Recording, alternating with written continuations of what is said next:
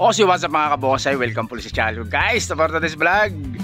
So may hukay po kaming sampalok ni Boss Brian. So ayan o, mga kabonsay, Boss Brian, kaway ka muna dyan. Ayan o. So kita nyo naman kung gaano kaganda yung sampalok na yan. At ang laki mga kabonsay. So ito sampalok na to tatanggalin na talaga nung may-ari. So dadaanan ko dito sa lugar namin. So buto binigay mga kabonsay. So ito ko sa inyo. So ito anay po, ito anay. Ayan. So gumagalaw-galaw na. Medyo gumagalaw-galaw na guys. So exposed roots ang mangyayaring gagawin natin dito. Yan, exposed roots yan mga kabonsay. Ang ganda yan mga kabonsay. O so guys panurin lang kaming maghukay. So simpleng vlog lang po ito mga kabonsay. O so guys, huwag na patagal pa sa intro ko. Kaya intro.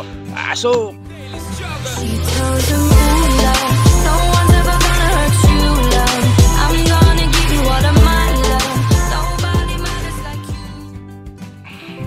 ito yan na nga guys. So yan, hinukayan mo namin paikot para makita namin yung mga ugat niya. Pero yung ayan yung mga ugat niya guys. So, ano siya, palapad. Baka may sapinto na semento kasi puro semento yung ilalim. Ayun yung drum. Nakatanim dati sa drum guys. Kaya nag-expose root siya. Magandang tingnan mga kabonsay. Kain muna namin to guys. Ganda. So yung kalaki. Kalaki nito. Sampalok. Drum nga. Yan drum. Putulin namin yan. Baka mabilis lang baka madali lang makuha to guys.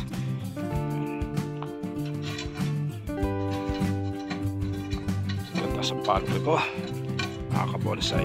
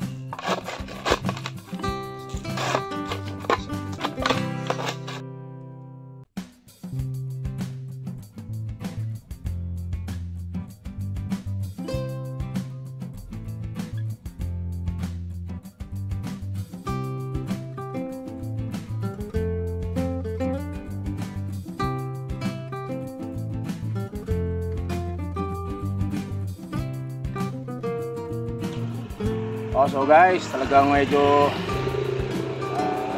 mahirap matigas ang ugat ng sampalok. Sobrang dami. Pero mga pupuka naman mga kabonsay. Pagtsagain natin kunin yan. Sa Brian.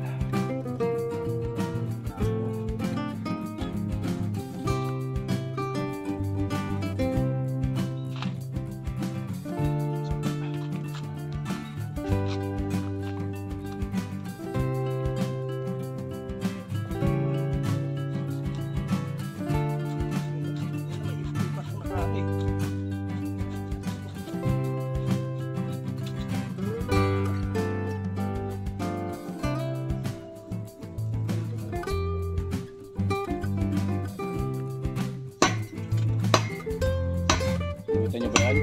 Kung gaano katigas. So tabi ng gutter ito mga kabonsay. Sa tabi na ng gutter. Yung ibang ugat pumasok sa ilalim ng gutter. Pasagin.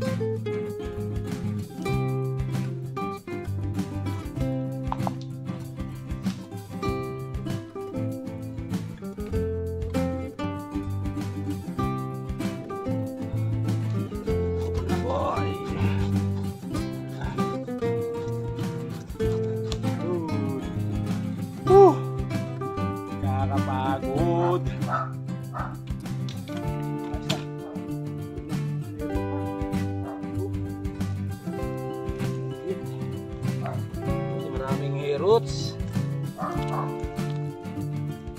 Buhay ito. Maraming maliliit na ugat.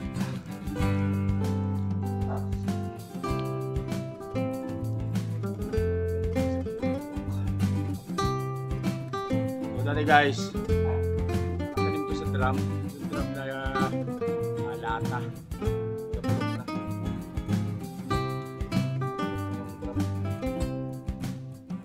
Maraming tambak na mga bato-bato. Kaya ugat na tapang bubo.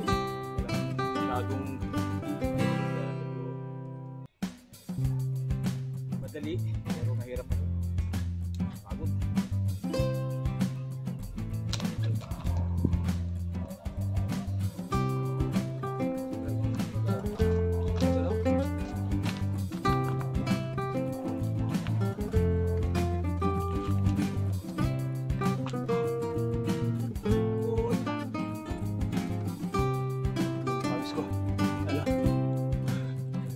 Pero okay na guys, putol na.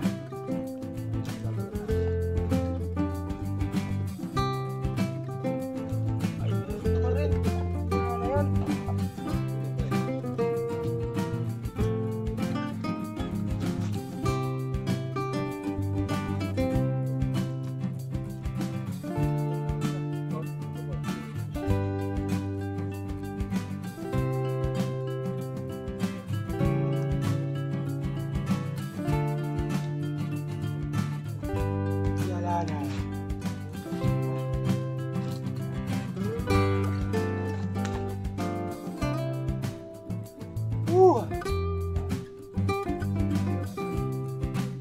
At ayun na nga mga kabosay. So ayan, naputol na natin lahat ng ugat niya guys. Ito naman. So ito yung sinasabi ko sa inyo na drum. Sa drum dati nakatanim na bulok na. Kaya yung ilalim niya napakaganda guys kasi flat na. Ano? Walang masyadong ugat na bumaon malalim. Lahat pa pagkapang yung tubo ng ugat. Kaya hindi tayo masyadong napahirapan sa pagputol guys. So gagawin naman natin ngayon, puputol tayo. So dahil pinutulan nila dito, ayun o, binalatan nila, dito na tayo puputol. Isa dito, tapos yung isa dito siguro. Isang mababa, isang mataas.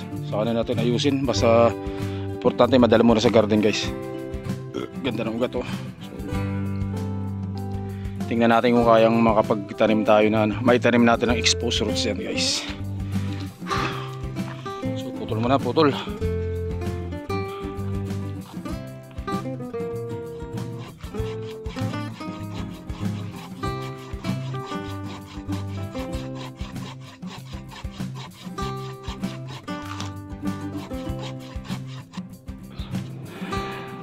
Tayo na nga guys. So, yan. Pagod. So, naputol na po. Putol na natin. So, ayan na po yung tsura nya. Isang mataas tsaka isang mababa naputol na sanga. Pre, pakita yung mga pre. Tignan natin kung anong itsura pag nakatayo. Ayun o, pagod. Kaya ano, shoutout sa mga hunter dyan. Alam naming napakahirap ng trabaho ng hunter. Napakahirap ng trabaho ng hunter, lalo kung galing sa bundok. So ayan na po mga kabawas yung magiging itsura nya. Ayan. So ayan yung mga ugat. Ayan na po yung ugat na mga kabonsai. Napakaganda. So tingnan natin kung makakapagpa-expose tayo ng ugat para magandang tingnan din guys. Yung kabila, ganda rin ang likod to. Kabila oh. So pala man dun talaga sa kabila yung harap gagawin natin yan. Pero ang ganda, tingnan naman yung mga nakalabas na ugat dyan. Natin para makita.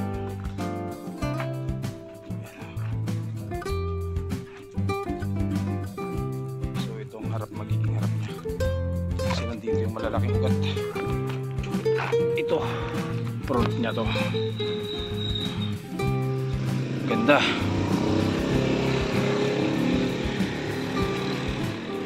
Tsaka ano, maganda kasi marami mga hair roots kaming naisama. Hindi masyado tayong nahirapan pero mahirap pa rin. mag-hunt, mag-ukay. Kaya lalo na po yung mga hunter ng mga sa bundok. Yan, sobrang hirap sigurado ng mag-hunt.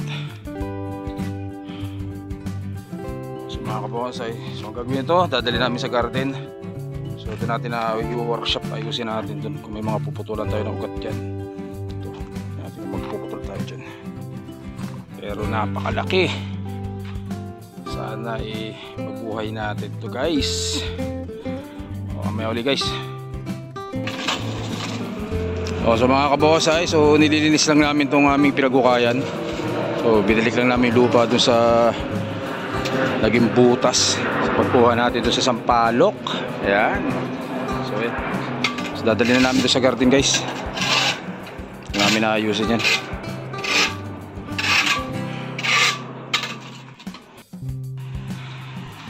O yung guys, yan, hindi ko na na-video yung pagkarga, pero ayan na po, ay karga na namin. Ganda sa palok. So marami tayong nakuhang hair roots, sana po ay mabuhay. Yan, mga hair roots yan, lilit na ugat, sana mabuhay. So dali muna namin guys ano, garden. Boss Brian, no? Pagod na. Oh, yun nga mga kabonsay. So nadala na namin dito sa garden ni Paring Brian. So ayan na po mga kabonsay. So ikutin ko yung camera para mas makita nyo. Yun na nga. Ayan na po. So ang problema naman ngayon ay yung pagtataniman niya mga kabonsay. Kala ko kasya dito sa banyera. Kaso talaga pong sa sobrang laki niya ay kailangan nating maghanap ng ibang training pot nito. So kung meron sana tayong concrete pot na, diretso na sana natin, kaso wala. Kaya malamang sa rep ito tanim. Yung mga rep na pinagpapatungan ko ng mga materialis natin, kasya yan sa loob ng rep. You know, laki guys. So gagawin ko muna dito, ibababa natin sa ana, kaso wala rin mapaglagyan ng pagbabaran. So bubuhusan ko nilang ng tubig na may anayan, tapos babalutan natin ng damit na basa para hindi ma-dehydrate mga kabosay. So yun guys, hanggang dito lang po na yung vlog natin. So abangan nyo po yung pagtatanim natin, yung part 2 na video natin mga kabosay. So yun guys, hanggang dito lang po muna. Stay safe at syempre God bless us all po mga kabosay. Maraming salamat po Boss Brian, umuwi ka muna sa vlog.